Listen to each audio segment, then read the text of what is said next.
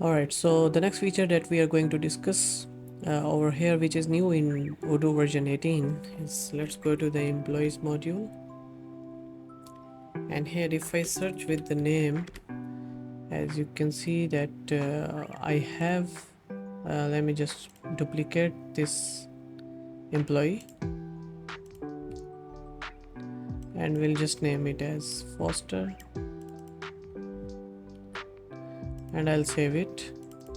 Now if I go back and search for this employee, as you can see we'll get both of the employees because the name this Foster comes in the name of both of the employees. Now if I just want to see this employee, we can just type quote and close it and search for the employee, and now we'll just get that specific employee.